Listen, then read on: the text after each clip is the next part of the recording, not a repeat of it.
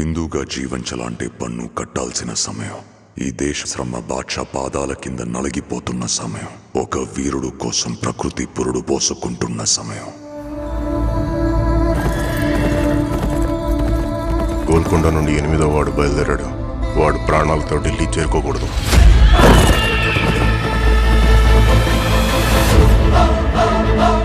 ఇది నేను రాసే చరిత్ర. సింహాసనమా, మరణ శాసనమా? ఈ భూమి మీద ఉన్నది ఒక్కటే కోహినూర్. దాన్ని కొట్టి తీసుకురావడానికి తిరుగులేని రామబాణం కావాలి.